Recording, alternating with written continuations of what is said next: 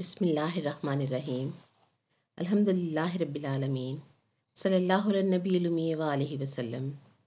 السلام علیکم۔ کیسے ہیں جی خوشبو قرآن کے سب ساتھی؟ الحمدللہ ہمارا معرفت کا سفر جاری ہے۔ یہ راستہ کیفیات کو محسوس کرنے کا ہے، اور یہ عمل ہمارے جسم کا ایک ہی عضو کر سکتا ہے، اور وہ ہے دل۔ دل پر کیفیت جو ہے وہ اترتی ہے، دل پر نور اترتا ہے، اسی لیے دل سے جو بات نکلتی ہے وہ اثر رکھتی ہے۔ جیسا کہ کل بھی بات ہوئی کہ دنیا کمانے والے دین سے روزگار حاصل کرنے والے سے کبھی دین نہ لیں۔ معاش کا فن انسان ہر کسی کو نہیں سکھاتا، اندر کی بات نہیں کھولتا، اور کسی کے دامن میں کچھ ڈالنے کے قابل نہیں ہوتا۔ اور آج جو ہمیں مسلمان ٹکڑوں میں بٹا ہوا نظر آتا ہے، یہ سب رسول پاک صلی اللہ علیہ وسلم کے زمانے میں ہی شروع ہو گیا تھا۔ نبی صلی اللہ علیہ وسلم کی محفل میں دو طرح کے لوگ تھے، ایک وہ جو دل سے مسلمان ہوئے اور دل سے کلمہ پڑھا اور اللہ اور رسول صلی اللہ علیہ وسلم کو دل سے تسلیم کیا، اور ایک گروہ ان لوگوں کا تھا جو مصلحتاً اللہ اور رسول پاک صلی اللہ علیہ وسلم کا نام لیتے تھے۔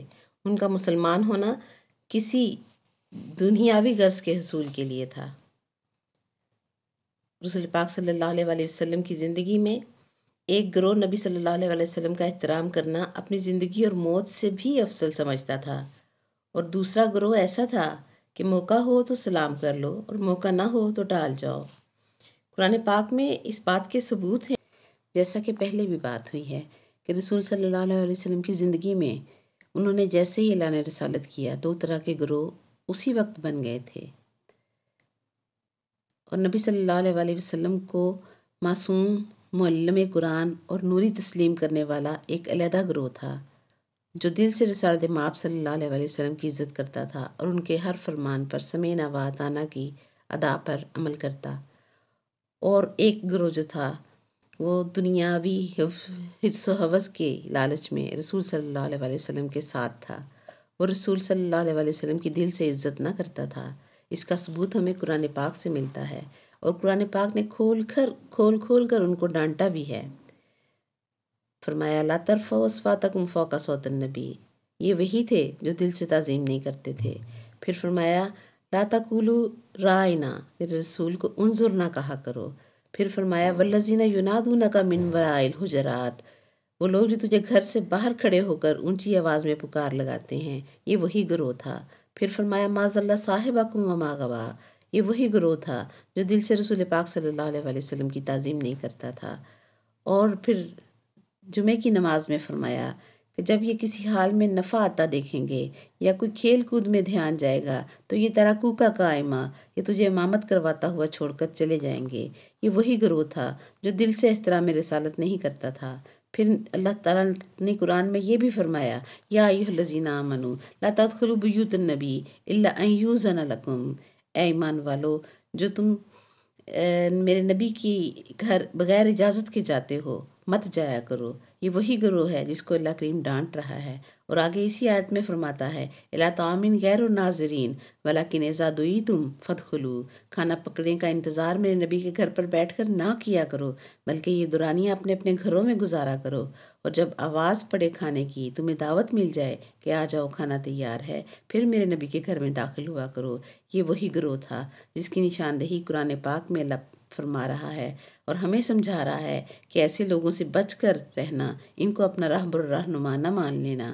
پھر فرمایا فَإِذَا طَعِمْتُمْ فَانتَشِرُوا وَلَا مُسْتَأْنِسِينَ لِحَدِيثٍ إِنَّ ذَلِكُمْ كَانَ يُؤْذِي النَّبِيَّ، جب کھانا کھا چکو تو صحن نبوی میں بیٹھے مت رہا کرو، کھانے کے فوراً بعد منتشر ہو جایا کرو، چلے جایا کرو، اور آپس کی گفتگو کے لیے میرے نبی کا صحن استعمال نہ کیا کرو۔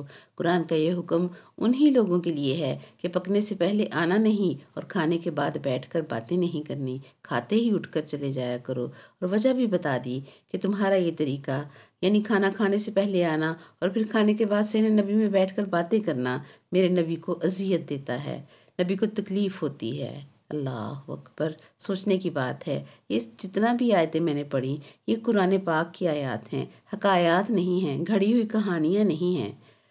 سوچیں، سمجھیں کہ آگے اسی صورت میں فرمایا کہ میرا محبوب فَضَیْفَ یَسْتَحْیِی مِنکم، حیا والا ہے، تم سے کہتے ہوئے حیا کرتا ہے، لیکن چونکہ اس کو تکلیف ہوتی ہے اور میں رب ہو کر یہ برداشت نہیں کرتا، اس لیے واللہ لا یستحی من الحق، میں اللہ حق بات کہنے سے نہیں شرماتا ہوں، اور تمہیں حکم دیتا ہوں کہ کھانا پکنے سے پہلے آنا نہیں ہے اور کھانا کھانے کے بعد میں بیٹھنا نہیں۔ اسی نظریے پر جینے والوں نے رسول پاک صلی اللہ علیہ وسلم کی اولاد کو بھی احترام نہ دیا، کہ رسول پاک صلی اللہ علیہ وسلم کا عدم احترام تو ان کی زندگی میں ان کا طریقہ تھا ہی، اسی لیے آل رسول پاک صلی اللہ علیہ وسلم دنیا میں کسوٹی بن گئے، کہ جو بھی نبی پاک صلی اللہ علیہ وسلم سے دل سے ادب اور احترام کے رشتے میں ہوگا، وہی آل نبی پاک صلی اللہ علیہ وسلم کا بھی احترام کرے گا۔ آپ خود اپنے آپ پر رکھ کے سوچ لیں، آپ سے کوئی محبت کا اظہار کرے اور مستقل محبت میں گرفتار رہے، لیکن آپ کے بچوں کا حال بھی نہ پوچھے اور آپ کے بچوں پر رحم بھی نہ کرے بلکہ ظلم کرے، تو کیا وہ آپ سے محبت کا حق ادا کر رہا ہے؟ اسی لیے اہل بیت میں تشدد نہیں ہے، دہشت گردی نہیں ہے، رواداری ہے، اور اسلام کا حقیقی معنی اسی عقیدہ میں ملتا ہے۔ اسلام نبی صلی اللہ علیہ وسلم اور ان کی آل کی مودت کا نام ہے، اور 1450 سال سے یہ ہی عقیدہ جو ہے وہ جہاد کر رہا ہے۔ اب رسول پاک صلی اللہ علیہ وسلم جو مشن لے کر آئے تھے، آیات الہی کی تلاوت اور سننے والوں کے نفس کی پاکیزگی اور کتاب و حکمت کی تعلیم کا مشن، وہ سوائے اہل بیت کے کسی اور نے آگے نہیں بڑھایا، اس لیے کہ رسول صلی اللہ علیہ وسلم کے بعد 2 راستے ہو گئے۔ ایک راستے والے حکومت کی طرف چلے گئے، ان کو تعلیم، اسلام، تبلیغ اور تزکیہ نفس اور اخلاقی اقدار سے کوئی دلچسپی نہ رہی، کہ عرب میں اسلام پھیل چکا تھا، اس سلسلے میں انہیں لڑائیوں کا تجربہ بھی اچھا خاصا ہو چکا تھا۔ ادھر نبی صلی اللہ علیہ وسلم دنیا سے رخصت ہوئے، ادھر حکومتی اسلام والے مسلمان تلواریں باندھ کر جہاد کے نام پر مدینے سے نکل پڑے کہ اسلام کی تبلیغ کرنے کے لیے جا رہے ہیں۔ یاد رکھیں، یہ اسلام کی تبلیغ نہیں ہو رہی تھی، حکومت پھیلائی جا رہی تھی۔ اسلام کی تبلیغ تو تب ہوتی جب اسلام پھیلایا جاتا، پڑھے لکھے لوگ، علماء اور اسکالر جا کر لوگوں کو اسلام کا فلسفہ سمجھاتے تو اسلام کی تبلیغ ہوتی۔ تلواروں کے ساتھ اسلام کی تبلیغ نہ ہوئی، لوگ مسلمان تو ہو گئے مگر وہ اسلام پھیلا جو اہل بیت کے بغیر تھا۔ جب یہ لوگ تلواریں لے کر نکلے تو لوگ مسلمان تو ہو گئے، مگر نبی صلی اللہ علیہ وسلم کا مقام اور احترام کیا ہے، رسالت کی عظمت کیا ہے، اور رسول اللہ صلی اللہ علیہ وسلم کے فرمودات کے مطابق اہل بیت اطہار کا مقام کیا ہے، اور نجات کا حقیقی راستہ جو نبی صلی اللہ علیہ وسلم حدیث ثقلین کی صورت میں ارشاد فرما کر گئے تھے، یہ سب ان مسلمانوں تک نہ پہنچایا گیا۔ قرآن علی کے ساتھ ہے اور علی قرآن کے ساتھ ہے، حق علی کے ساتھ ہے اور علی حق کے ساتھ ہے، اور کل ایمان کی خوشخبریاں ان تک نہ پہنچائی گئیں کہ اگر وہ اہل بیت کا نام لیتے تو لوگ ان سے سوال کرتے کہ پھر تم کون ہو؟ ان حقداروں کو لاؤ، ہم ان کو تسلیم کریں گے جنہیں نبی صلی اللہ علیہ وسلم تسلیم کروا کر گئے ہیں۔ اور حکومتی اسلام والوں کے پاس جہاد کا لفظ بھی تھا اور جہاد کے نتیجے میں جنت کا وعدہ بھی تھا۔ آج بھی ہمارے معاشرے میں معصوم ذہنوں کو جہاد کے نام پر تیار کیا جاتا ہے اور شہادت اور جنت کے وعدے دے کر ان کو خودکش بمبار بنایا جاتا ہے۔ اور جہاں اس طرح کا اسلام پہنچا، ان ملکوں کو یہ معلوم ہوا کہ اللہ ایک ہے اور محمد صلی اللہ علیہ وسلم اللہ کے رسول ہیں، اور یہ جو بذریعہ تلوار ہمیں فتح کرنے آئے ہیں یہ خلیفہ ہیں۔ یہ کیسے ہیں، یہ کیسے تھے، یہ اپنے ماضی میں کیا کیا ان کا کردار تھا، کسی کو کچھ معلوم نہیں تھا۔ آل رسول پاک صلی اللہ علیہ وسلم کون ہیں، علی، فاطمہ، حسن و حسین علیہم السلام کون ہیں، یہ ان کو نہیں معلوم تھا، کہ ان حکومتی اسلام والوں کی پالیسی کے خلاف یہ بات تھی کہ آل رسول پاک صلی اللہ علیہ وسلم کا تعارف کرواتے۔ لہٰذا ان ہستیوں کے ناموں پر پردہ ڈالا گیا، ان کے فضائل بیان نہ کیے گئے، ان شخصیات کو سامنے نہ آنے دیا گیا۔ آج کے دور میں اخبار، ریڈیو، ٹی وی، میڈیا کے دور میں بھی بہت سی باتیں عام عوام کو نہیں معلوم ہوتی، تو 1450 سال پہلے تو ایسا کچھ بھی نہیں تھا، دنیا بالکل اندھیری تھی، اور اسلام آج تک مصیبتوں میں پھنسا ہوا ہے۔ وجہ یہی ہے کہ اسلام آل رسول پاک صلی اللہ علیہ وسلم کے ذریعے اور وسیلے سے نہ پھیلایا گیا، بلکہ ان کا حق مار کر ان کو چھپایا گیا۔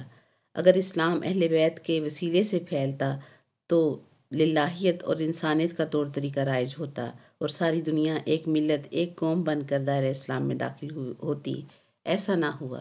آج کے لیے اتنا ہی۔ زندگی رہی تو اسی ٹاپک پر کل دوبارہ بات کریں گے۔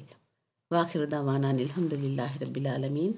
سبحانک اللہم و بحمدک و نشہد ان لا الہ الا انت نستغفرک و نتوب الیک۔ السلام علیکم ورحمۃ اللہ وبرکاتہ۔